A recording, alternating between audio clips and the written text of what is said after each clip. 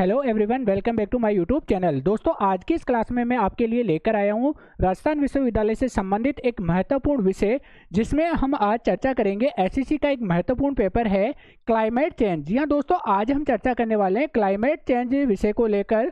जो important question है आपके एग्जाम के पॉइंट ऑफ व्यू को मद्देनजर रखते हुए मैंने आपके लिए यहाँ पर इंपॉर्टेंट क्वेश्चन सेलेक्ट किए हैं, जिसमें हम एक एक करके सभी क्वेश्चंस देखेंगे, साथ में उनके आंसर भी देखेंगे। तो वीडियो को बिना स्किप किए लास्ट तक जरूर देखना। और मैं आपको बता दूं कि हमारा जो पेपर होता है वह 80 से 90% आपको देखने को मिल जाता है।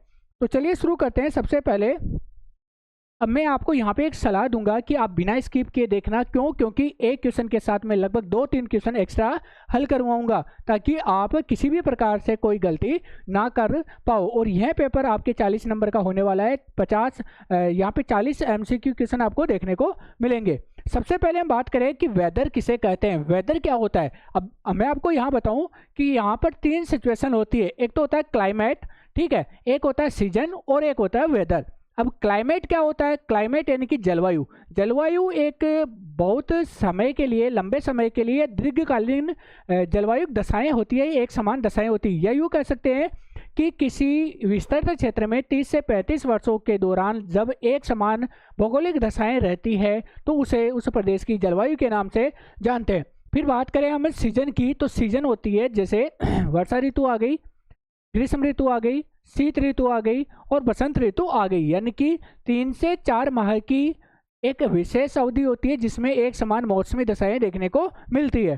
बात करें यहाँ पे वेदर की, तो वेदर यानी कि मौसम, यानी कि कुछ समय से लेकर कुछ दिन या कुछ सप्ताह तक की एक समान जब मौसमी दशाएं रहती है तो उसे मौसम के नाम से जाना जाता है। जैसे कि अभी वर्षा का समय चल रहा है तो यहाँ पे ऋतु वर्षा ऋतु है, लेकिन गर्मी थी, बारिश आई और मौसम चेंज हो गया। तो आपने क्या कहा कि यार आज तो मौसम बड़ा सुहाना है। यानी कि मौसम क्या होता है? कुछ क्षणिक दशाएं होती है, कुछ दिनों की अवधि होती है। तो यहाँ पर इसका आंसर आप निकाल लोगे कि मौसम क्या होता है? दैनिक वायुमंडलीय स्थिति, यानी कि दैनिक यानी कि प्रतिदिन चेंज होने वाला।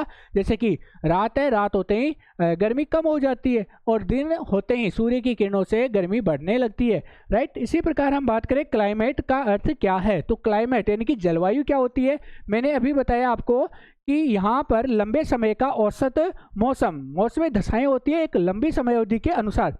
आईएमओ के अनुसार 30 से 35 वर्षों की एक समान मौसमी दशाओं के योग को क्या कहा जाता है? क्लाइमेट कहा जाता है। अब बात करें नेक्स्ट क्वेश्चन की, तो नेक्स्ट क्वेश्चन है हमारा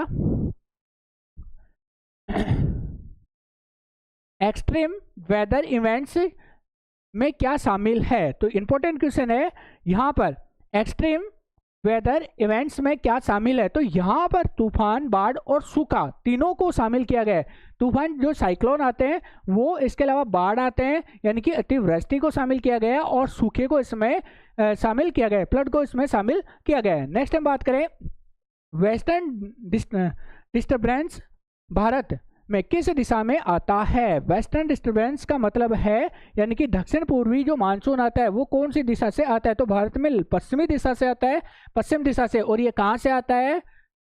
जल्दी से कमेंट करो, कहाँ से आता है? दक्षिणी पश्चिमी जो विक्षोभ आते हैं वो कहाँ से आते हैं? मेडिटेरियन सी, भूमध्य सागर से आते हैं, और ये पाकिस्तान होते हुए भारत में प्रवेश करते हैं। और जो वर्षा होती है यानी कि शीतकालीन जो वर्षा होती है, या यूँ कह सकते हैं कि बारिश के मौसम में नहीं, इसके विपरीत जो वर्षा होती है उसको इसमें शामिल किया गया है। तो यह पश्चिम से आता है। नेक्स्ट हम बात करें ग्रीन हाउस गैस क्या करती है। तो ग्रीन हाउस क्या करती है? गर्मी को बढ़ाती है, गर्मी को रोकती है। क्या करती है? गर्मी को रोकती है। रोकने का मतलब यहाँ पर ये नहीं कि कम करती है, कम नहीं करती है, बल्कि बढ़ाती है। तो सर यहाँ पे रोकती है का मतलब क्या है? इसका मतलब ये है कि सूर्य से जो किरणें आती है, अल्ट्रावायलेट किरणें आती है और धरातल तक पहुँचती है इनमें से, या फिर यूँ कह सकते हैं कि सूर्य प्रकाश धरातल तक आता है और धरातल से टकराने के बाद पृथ्वी क्या करती है? कुछ तरंगों को वापस अंतरिक्ष में छोड़ देती है, यानी कि ऊष्मा का उत्सर्जन या विसर्जन कर देती है। लेकिन ये जो ग्रीन हाउस गैसें होती है ये क्या करती है? उन अवशोषित किरणों को वापस पुनः अंतरिक्ष में नहीं जाने देती, और नहीं जाने देगी तो वो नीचे रोक कर रखती है, जिससे क्या होता है? गर्मी बढ़ने लगती है, यानी कि उस ऊष्मा को रोक लेती है, वायुमंडल में या अंतरिक्ष में नहीं जाने देती। तो ये ध्यान रखना इस चीज का। नेक्स्ट है CO2, कार्बन डाइऑक्साइड का प्रमुख स्रोत क्या है? तो कार्बन डाइऑक्साइड का प्रमुख स्रोत क्या है इनमें से? वर्षा? बिल्कुल नहीं। जीवाश्म ईंधन जलाना? बिल्कुल सही है। जीवाश्म ईंधन को जलाना क्या है? CO2 का उत्सर्जन करना है। लकड़ियों को जलाते हैं या फिर जो पेट्रोलियम प्राकृतिक गैस है, प्राकृतिक गैस से तो फिर भी कम होती है, पेट्रोलियम से सबसे ज्यादा क्या होता है? कार्बन डाइऑक्साइड का उत्सर्जन होता है। नेक्स्ट हम बात करें मीथेन गैस किससे निकलती है? तो मीथेन गैस किससे निकलती है? पशुपालन से, यानी कि पशुओं का जो गोबर होता है उससे मीथेन गैस निकलती है। और आपने सुना होगा गोबर गैस, नाम तो सुना होगा, वो गोबर गैस प्लांट होते हैं उनमें मीथेन गैस का ही उत्सर्जन होता है। नेक्स्ट हम बात करें इनहाइज्ड ग्रीन हाउस इफेक्ट का कारण क्या है? इनहाइज्ड ग्रीन हाउस इफेक्ट का कारण क्या है? तो सूर्य? नहीं, बिल्कुल गलत है। समुद्र? नहीं, ये भी नहीं है। प्राकृतिक परिवर्तन? नहीं, ये भी गलत है। मानव गतिविधियां, ह्यूमन एक्टिविटीज इसके लिए प्रमुख उत्तरदायी मानी गई है, जैसे ईंधन का जलाना, वनों का काटना, लकड़ियों का जलाना और गोबर का जलाना, या फिर जो पराली होती है उसको जलाना, ये सब इसके अंतर्गत आते हैं। नेक्स्ट हम बात करें ग्लोबल वार्मिंग का अर्थ क्या है? ग्लोबल वार्मिंग क्या होता है? इससे आप अनभिज्ञ नहीं हो, सब जानते हो। तो ग्लोबल वार्मिंग का मतलब क्या होता है? पृथ्वी का तापमान बढ़ना, पृथ्वी के औसत तापमान में वृद्धि होना। अब आपके लिए यहाँ पर एक प्यारा सा क्वेश्चन है। क्वेश्चन ये है, पृथ्वी का औसत तापमान, पृथ्वी का यानी कि अपनी अर्थ का जो एवरेज टेम्परेचर है वो कितना है? कमेंट करके जल्दी से बताइए। नेक्स्ट है ग्लोबल वार्मिंग का प्रमुख कारण क्या है? तो ग्लोबल वार्मिंग का प्रमुख कारण क्या है? पोल्यूशन, यानी कि प्रदूषण ही ग्लोबल वार्मिंग का प्रमुख कारण माना गया है। नेक्स्ट हम बात करें सी लेवल राइज का कारण क्या है? सी लेवल राइज यानी कि समुद्र तल या समुद्र जो तल है या जल, समुद्र जल का स्तर है उसमें वृद्धि का प्रमुख कारण क्या है? जंगल? नहीं। हवा? नहीं। मिट्टी कटाव? नहीं। बर्फ पिघलना। जब आइस पिघलेगी तो वो नदियों के माध्यम से सागर में जाएगी, सागर महासागरों में जाएगी, तो वहां पर जल स्तर, समुद्रों का जल स्तर ऊपर उठने लगेगा, जिससे क्या होगा? जो तटीय प्रदेश है या तटीय क्षेत्र है वो जलमग्न होने लगते हैं। नेक्स्ट हम बात करें आइस मेल्टिंग कहाँ होती है? तो आइस मेल्टिंग कहाँ होगी? ध्रुवीय प्रदेशों में होगी, जहाँ हमेशा बर्फ जमी रहती है। और ध्रुवीय प्रदेश कहाँ पर पाए जाते हैं? कमेंट करके बताइए, ज्योग्राफी के जितने भी स्टूडेंट हैं वो। नेक्स्ट है ग्लोबल वार्मिंग से क्या प्रभाव पड़ता है? ग्लोबल वार्मिंग से क्या प्रभाव पड़ेगा? क्या पड़ेगा? जल्दी से तापमान बढ़ जाएगा। तापमान बढ़ेगा तो सीधी सी बात है बहुत सारी समस्याएं उत्पन्न हो जाएगी। नेक्स्ट है फ्लड्स का अर्थ है, फ्लड्स का मतलब क्या होता है? अधिक वर्षा से पानी भरना, यानी कि बाढ़ की स्थिति। ठीक है, फ्लड्स क्या होता है? बाढ़ की स्थिति पैदा होना। नेक्स्ट हम बात करें ड्रॉट्स क्या है? ड्रॉट्स क्या है? तो यह कम वर्षा वाले क्षेत्र के लिए प्रयोग में लिया जाता है। नेक्स्ट है क्लाइमेट चेंज किससे संबंधित है? तो क्लाइमेट जलवायु परिवर्तन से या लंबे समय का परिवर्तन है जो जलवायु परिवर्तन का सूचक माना गया है। नेक्स्ट हम बात करें ग्रीन हाउस इफेक्ट किससे होता है? ग्रीन हाउस इफेक्ट क्या होता है? यानी कि हमारी जो पृथ्वी है इसके औसत तापमान में वृद्धि होना। तो यह विभिन्न प्रकार की गैसों से क्या होता है? ग्रीन हाउस इफेक्ट बनता है। नेक्स्ट हम बात करें ओजोन परत का काम है। ओजोन परत का क्या है? अल्ट्रावायलेट जो किरणें होती है, सूर्य से आने वाली हानिकारक पराबैंगनी किरणें होती है, उनका अवशोषण करना और उन किरणों को वापस अंतरिक्ष में भेजना। किसका काम होता है? ओजोन का होता है। ओजोन जो परत है, ओजोन लेयर है, उसका कार्य यही है और वहाँ पे टेम्परेचर ज़्यादा पाया जाता है। क्यों पाया जाता है? अब आपके दिमाग में आ रहा होगा कि वहाँ तो कम होना चाहिए, नहीं, लेकिन उस परत में, इस भाग में जहाँ से अल्ट्रावायलेट किरणें वापस अंतरिक्ष में छोड़ी जाती है, वहाँ पर टेम्परेचर ज़्यादा होता है। क्यों? क्योंकि सूर्य का जो टेम्परेचर होता है, किरणों का जो टेम्परेचर होता है वो ज़्यादा होता है, तो यहाँ बार बार आने से यहाँ का टेम्परेचर बढ़ जाता है। नेक्स्ट हम बात करें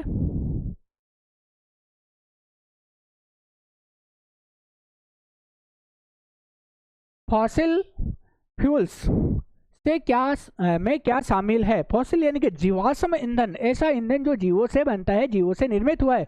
तो इसमें पानी नहीं, हवा नहीं, कोयला और पेट्रोलियम दोनों इसमें शामिल किए गए हैं।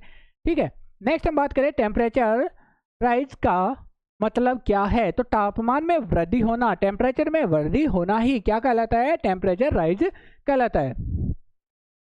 नेक्स्ट हम बात करें, कौन सी गैस सबसे अधिक ग्रीन हाउस इफेक्ट में योगदान देती है। इंपॉर्टेंट क्वेश्चन है, कौन सी गैस ग्रीन हाउस इफेक्ट में अपना महत्वपूर्ण योगदान देती है। तो नाइट्रोजन नहीं, ऑक्सीजन नहीं, हाइड्रोजन बिल्कुल नहीं, और CO2 कार्बन डाइऑक्साइड। अब इसके अलावा आपसे एक इंपॉर्टेंट क्वेश्चन है कि ग्रीन हाउस इफेक्ट के लिए उत्तरदायी, ग्रीन हाउस इफेक्ट के लिए उत्तरदायी, सबसे ज्यादा उत्तरदायी प्राकृतिक गैस कौन सी है। नेचुरल गैस के लिए मैंने पूछा है, ध्यान रखना। ये तो क्या है, कृत्रिम गैस है, CO2 मानव द्वारा निर्मित है या अन्य क्रियाओं से निर्मित है। मैंने आपसे पूछा है प्राकृतिक गैस कौन सी है, और ये क्वेश्चन एग्जाम में देखने को मिलेगा। अगर नहीं आता है तो कमेंट करके जरूर पूछना। नेक्स्ट है, क्लाइमेट सिस्टम में क्या शामिल है। तो केवल भूमि नहीं, हवा, जल और भूमि तीनों शामिल है इसमें। क्लाइमेट चेंज में या क्लाइमेट सिस्टम में हवा, जल और भूमि तीनों को शामिल किया गया है। नेक्स्ट हम बात करें, ग्लोबल वार्मिंग से क्या बढ़ता है। तो ग्लोबल वार्मिंग से तापमान बढ़ता है। कुछ बच्चे कमेंट करते हैं कि सर क्या ऐसे क्वेश्चन आएंगे। बेटा आप एग्जाम देकर आते हो और आपको यही पेपर देखने को मिलता है, तो फिर आप ऐसा क्यों पूछते हो बार बार। एक बच्ची का कमेंट आया कि सर आप पूरा सिलेबस कवर करते हो। बेटा पूरा सिलेबस ही तो कवर करना होता है इसमें। कभी बोलते हैं कि सर आपने ये टॉपिक छोड़ दिया, अरे बेटा वो एग्जाम में नहीं आएगा तो मैंने छोड़ दिया। ध्यान रखो कि जो पिछली बार क्वेश्चन आ चुका, जैसे कि राष्ट्रपति का क्वेश्चन आ गया, ठीक है, राष्ट्रपति की शक्तियां आ गया, तो इस बार मैंने छोड़ दिया उसको। और कुछ बच्चे कमेंट करते हैं सर आपने राष्ट्रपति छोड़ दिया। अरे बेटा मैं पेपर चेक करता हूँ पहले, फिर बाद में पेपर बनाता हूँ, तो थोड़ा सा धैर्य बनाए रखा करो। नेक्स्ट है, एक्सट्रीम इवेंट्स का मुख्य कारण क्या है। तो यहाँ पर इसका मुख्य कारण है क्लाइमेट चेंज, इसका प्रमुख रीजन है। नेक्स्ट हम बात करें, क्लाइमेट चेंज का सबसे बड़ा प्रभाव क्या है। तो क्लाइमेट चेंज का प्रभाव है अस्थिर मौसम, यानी कि मौसम में अस्थिरता आ जाती है। कभी भी क्या हो सकता है, कभी गर्मी बढ़ सकती है, कभी सर्दी बढ़ सकती है, कभी बारिश तेज हो सकती है, कभी बिल्कुल सूखा रह सकता है। ठीक है, तो इस प्रकार मौसम में अस्थिरता देखने को मिलती है। किससे? क्लाइमेट चेंज से। यूनिट फर्स्ट अपनी कंप्लीट हो चुकी है। यूनिट सेकंड देखते हैं। यूनिट फर्स्ट के इंपॉर्टेंट क्वेश्चन थे वो हमने देख लिए। अब बात करते हैं यूनिट सेकंड की। तो यूनिट सेकंड शुरू करने से पहले मैं आपसे रिक्वेस्ट करूंगा कि प्लीज़ वीडियो को लाइक कर दीजिए, चैनल को सब्सक्राइब कर लीजिए और ज़्यादा से ज़्यादा अपने दोस्तों के साथ शेयर कीजिए। और एक प्यारा सा कमेंट करके जरूर बताइए कि और आपका कौन सा पेपर रह गया, ताकि मैं उसके लिए भी वीडियो बना सकूँ। नेक्स्ट है, क्लाइमेट वेरिएबिलिटी का अर्थ है। क्लाइमेट वेरिएबिलिटी का अर्थ क्या होता है? अल्पकालिक जलवायु परिवर्तन, यानी कि कुछ समय के लिए, कुछ दिनों के लिए, कुछ अवधि के लिए जलवायु परिवर्तन होना। नेक्स्ट हम बात करें, एविडेंस ऑफ वार्मिंग का प्रमुख संकेत क्या है। तो एविडेंस ऑफ वार्मिंग का जो संकेत है वह तापमान में वृद्धि होना। आज हम देखते हैं कि लगातार टेम्परेचर बढ़ता जा रहा है, जिसकी वजह से आज हम क्या हो रहे हैं, गर्मी के शिकार हो रहे हैं, बढ़ते हुए तापमान का शिकार हो रहे हैं। देखते हैं कि 45 डिग्री, 40-45 डिग्री तो नॉर्मल हो गई, ठीक है। 40-45 डिग्री वो किसके कारण हो रहा है? ग्लोबल वार्मिंग के कारण हो रहा है। और इसके लिए जिम्मेदार कौन है? मानव खुद जिम्मेदार है। नेक्स्ट हम बात करें, ओशन सर्कुलेशन का संबंध है। ओशन सर्कुलेशन का संबंध किससे है? तो यहाँ पर सीधी सी बात है, ओशन यानी कि समुद्र, और समुद्र में चलने वाली जो धाराएं होती है उनसे इसका संबंध माना गया है। नेक्स्ट हम बात करें, क्लाइमेट एक्सट्रीम्स क्या है। तो क्लाइमेट एक्सट्रीम्स क्या है? अत्यधिक मौसम या मौसमी घटनाएं, जैसे कि बादलों का बनना, बिजली का चमकना, ये सब क्या है? इसी में शामिल है।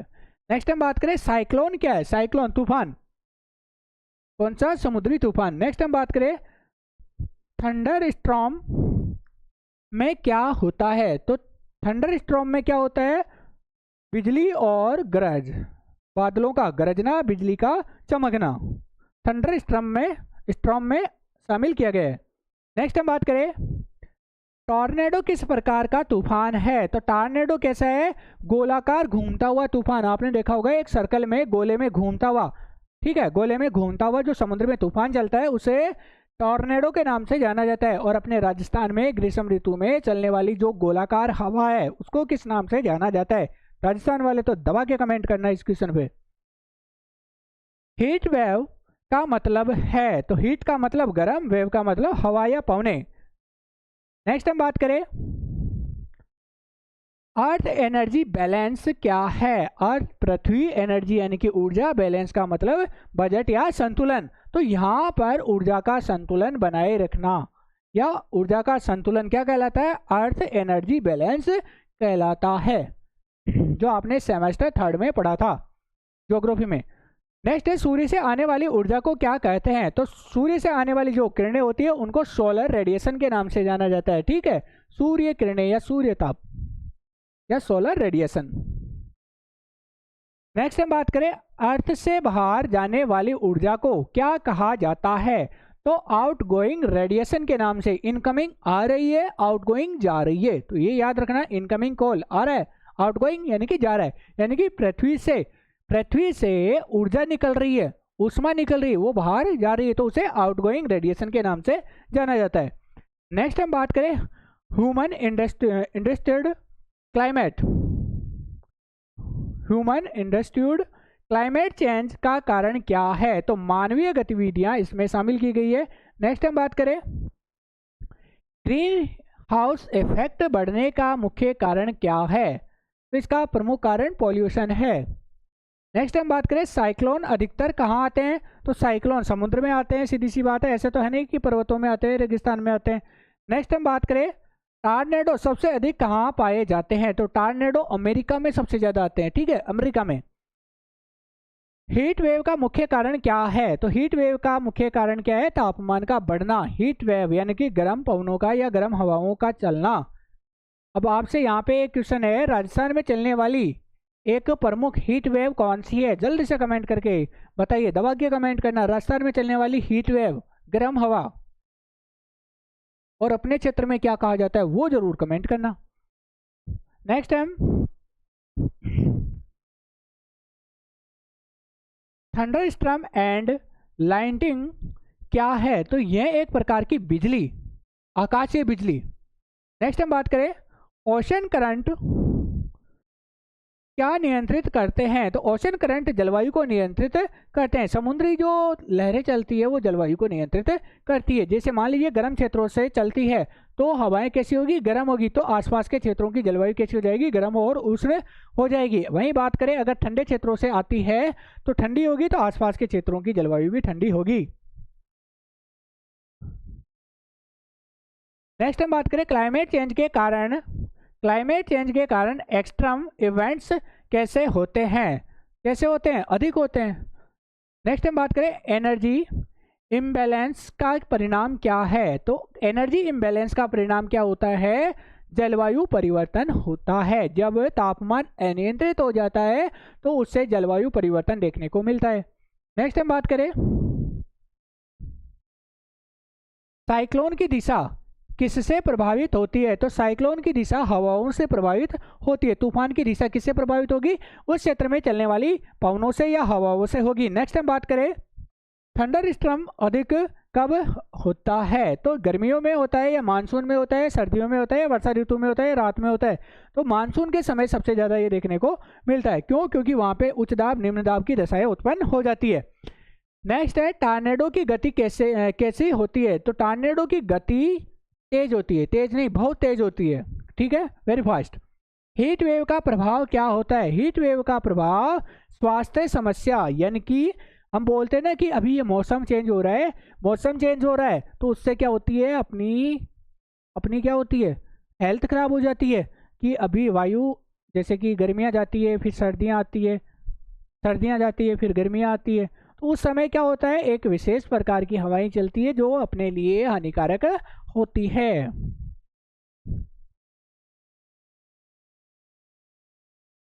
यूनिट सेकंड का अंतिम क्वेश्चन है, ह्यूमन एक्टिविटीज से क्लाइमेट चेंज क्यों बढ़ता है? ह्यूमन एक्टिविटीज जो होती है उससे क्लाइमेट चेंज क्यों होता है या क्यों बढ़ता है? क्यों? क्योंकि मानव क्या है? नालायक है और वह अपना क्या करता है? स्वार्थ देखता है और अपने स्वार्थ के चक्कर में पूरी प्रकृति का विनाश कर देता है। अधिक लाभ कमाने के चक्कर में वो क्या करेगा? ज़्यादा से ज़्यादा प्राकृतिक संसाधनों का दोहन करेगा और दोहन के चक्कर में पॉल्यूशन होता रहेगा और क्लाइमेट चेंज होती रहेगी। फिर गर्मी से बचने के लिए एसी लगाएगा, एसी से फिर कौन सी गैस निकलती है? वो फिर क्या करती है? ओजोन को नुकसान पहुंचाती है और मानव नालायक समझता नहीं है इस चीज़ को।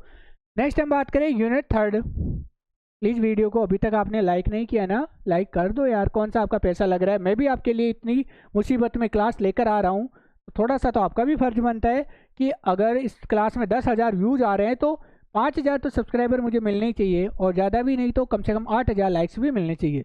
नेक्स्ट हम बात करें आईपीसीसी की स्थापना कब हुई, तो आईपीसीसी की स्थापना 1988 में हुई थी, राइट। नेक्स्ट हम बात करें INFCC कब स्थापित हुआ, तो यह 1992 में स्थापित किया गया। अब इसका पूरा नाम क्या है वो आप कमेंट करके जरूर बताओगे। नेक्स्ट हम बात करें आईपीसीसी का मुख्य कार्य क्या है, तो आईपीसीसी का मुख्य कार्य जलवायु का वैज्ञानिक अध्ययन करना, अलग अलग क्षेत्रों की जो जलवायु है उनका वैज्ञानिक पद्धति से या वैज्ञानिक विधियों से अध्ययन करना, उसको समझना, उसके प्रभावों को समझना आदि इसका प्रमुख उद्देश्य है। नेक्स्ट हम बात करें क्योटो प्रोटोकॉल किससे जुड़ा हुआ है, तो यह जलवायु परिवर्तन से एक प्रोटोकॉल, क्या बोलते हैं उसको, समिति, संस्था, मीटिंग, इवेंट हुआ था। नेक्स्ट हम बात करें पेरिस एग्रीमेंट कब हुआ, तो पेरिस एग्रीमेंट 2015 में हुआ था। ध्यान रखना, पेरिस एग्रीमेंट कब हुआ, 2015 में हुआ। नेक्स्ट क्वेश्चन है एडेप्टेशन का अर्थ क्या है, तो एडाप्टेशन का अर्थ है जलवायु से अनुकूलन करना। अनुकूलन का मतलब क्या होता है, विस्थापित स्वयं को उपस्थित जलवायु के अनुसार व्यवस्थित करना या ढालना।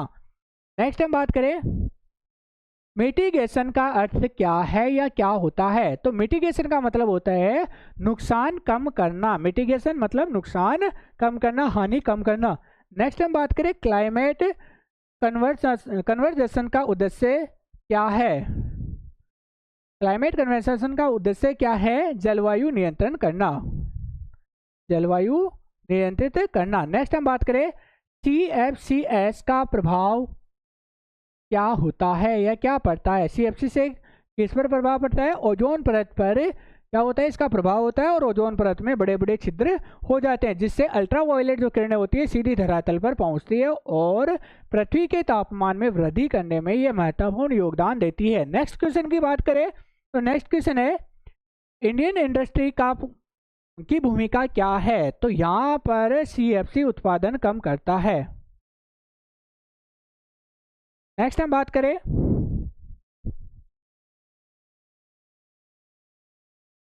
ग्रीन हाउस पॉलिसी का उद्देश्य क्या है, तो ग्रीन हाउस पॉलिसी का मुख्य उद्देश्य क्या है,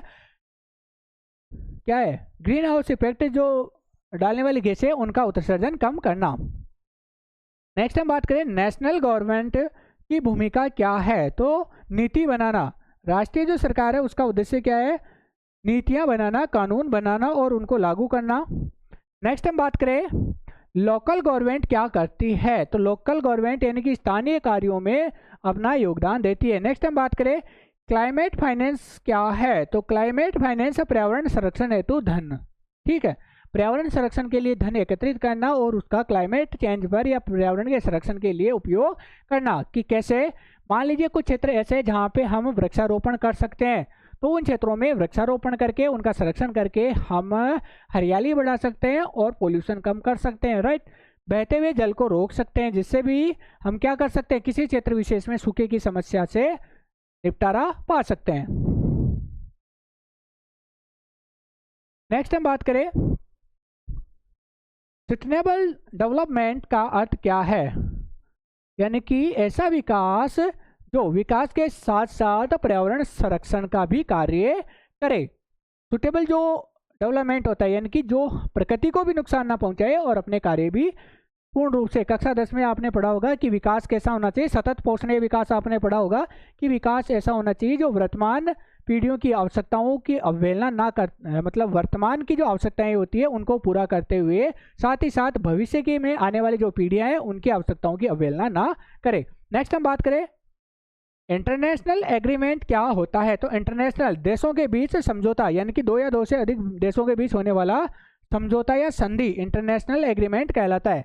नेक्स्ट हम बात करें पेरिस एग्रीमेंट का लक्ष्य क्या है, तो पेरिस एग्रीमेंट का लक्ष्य है तापमान नियंत्रित करना, बढ़ते हुए पृथ्वी के तापमान को नियंत्रित करना। नेक्स्ट हम बात करें UNFCCC सम्मेलन कहाँ होते हैं? तो यह कई देशों में होते हैं, अलग अलग देशों में होते हैं। नेक्स्ट है क्लाइमेट पॉलिसी कौन बनाता है? तो क्लाइमेट पॉलिसी कौन बनाती है? सरकार बनाती है, सीधी सी बात है। IPCC रिपोर्ट क्या देती है? तो IPCC रिपोर्ट वैज्ञानिक जानकारी देती है कि किस आधार पर हम किसी क्षेत्र में जलवायु संरक्षण कर सकते हैं, वहाँ पर होने वाले नुकसान को कम कर सकते हैं। तो इसकी वैज्ञानिक जानकारी हमें कौन देती है? IPCC देती है। IPCC का पूरा नाम लिखिए जल्दी से कमेंट में।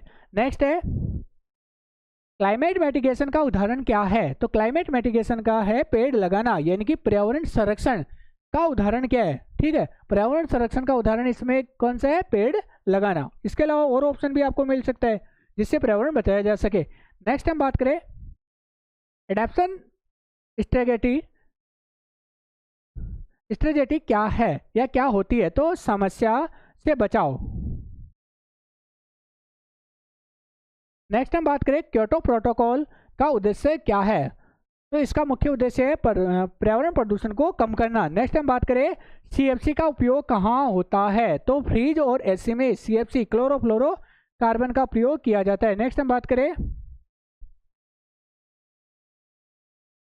यूनिट 3 का अंतिम क्वेश्चन है क्लाइमेट एग्रीमेंट का मुख्य उद्देश्य क्या है? तो क्लाइमेट एग्रीमेंट का मुख्य उद्देश्य जलवायु संरक्षण करना ही इसका मुख्य उद्देश्य है।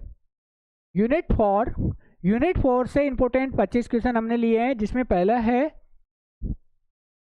Anthropogenic activities. एंथ्रोपोजेनेटिक एक्टिविटीज का अर्थ है मानव द्वारा की जाने वाली गतिविधियां। एंथ्रोपोजेनिक यानी कि मानवीय क्रियाएं, एंथ्रोपोजेनिक यानी कि मानवीय और एक्टिविटीज का मतलब होता है क्रियाएं।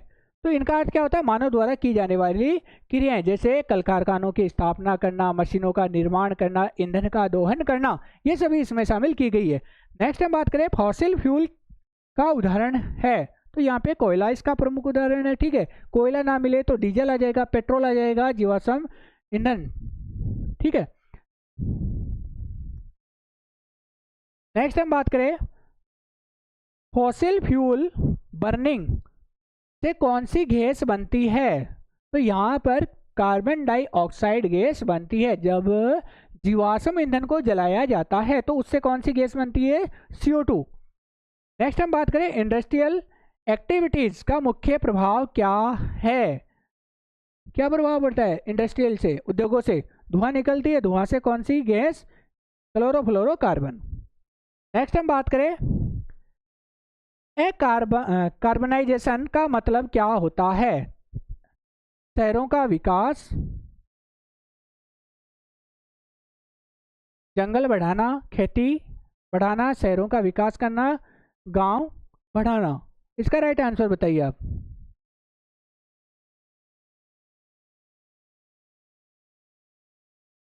कमेंट करो। अर्बनाइजेशन का मतलब क्या होता है? Urban area, rural area. Urban का मतलब शहर और रूरल ग्रामीण। नेक्स्ट हम बात करें एग्रीकल्चर से कौन सी गैस अधिक निकलती है? तो एग्रीकल्चर से मीथेन गैस सबसे ज्यादा निकलती है। यहां पर हम बात करें ट्रांसपोर्टेशन से क्या बढ़ता है? ट्रांसपोर्टेशन से CO2 कार्बन डाइऑक्साइड बढ़ती है। नेक्स्ट हम बात करें वेस्ट जनरेशन का परिणाम क्या है? तो वेस्ट जनरेशन का मतलब है ग्रीन हाउस गैसों का बढ़ना। नेक्स्ट हम बात करें सिंक का कार्य क्या है? तो सिंक का कार्य क्या है? मुख्य रूप से गैसों को अवशोषित करना। सिंक क्या करती है? गैसों को अवशोषित कर लेती है और उनकी मात्रा को कम कर देती है, या उसमें पाए जाने वाले जो हानिकारक तत्व होते हैं उनको नष्ट कर देती है। नेक्स्ट हम बात करें फॉरेस्ट किसका उदाहरण है? तो जंगल किसका उदाहरण है? सिंक का उदाहरण है। कैसे? हमें पता है कि पेड़ पौधे पॉल्यूशन को कम करते हैं, यानी कि CO2 या हानिकारक जो गैसें होती है उनका अवशोषण कर लेते हैं और CO2 का अवशोषण करने के बाद में O2 का उत्सर्जन करते हैं। नेक्स्ट हम बात करें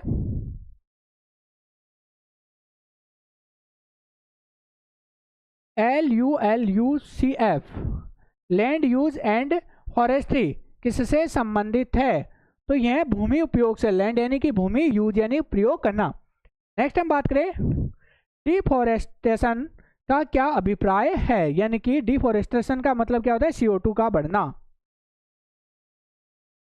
कार्बन डाइऑक्साइड का बढ़ना। नेक्स्ट है क्लाइमेट चेंज का फूड सिक्योरिटी पर क्या प्रभाव पड़ता है, जलवायु परिवर्तन का फूड सिक्योरिटी पर क्या प्रभाव पड़ता है, भोजन बढ़ता है, नहीं, गलत है। उत्पादन बढ़ता है या घटता है, घटता है, सही बात है। उत्पादन क्या हो जाता है, घट जाता है, कोई ऐसा नहीं पता, गलत है। पानी बढ़ता है, नहीं, इसमें राइट आंसर हो जाएगा उत्पादन घटता है। नेक्स्ट हम बात करें फूड सिस्टम में क्या शामिल है, तो फूड सिस्टम में कृषि भी शामिल है, पशुपालन भी शामिल है, मछली पालन भी शामिल है, यहाँ पे मधुमक्खी पालन आता है तो वो भी इसमें शामिल किया जाएगा। यानी कि ऐसी कृषि पद्धति या ऐसा कोई भी पालन जिसमें खाने की वस्तुएं हो, ठीक है। नेक्स्ट हम बात करें एनिमल हस्बेंड्री से कौन सी गैस निकलती है, पशुपालन से मीथेन गैस निकलती है, ठीक है, वही बात, कौन सी, गोबर गैस प्लांट वाली।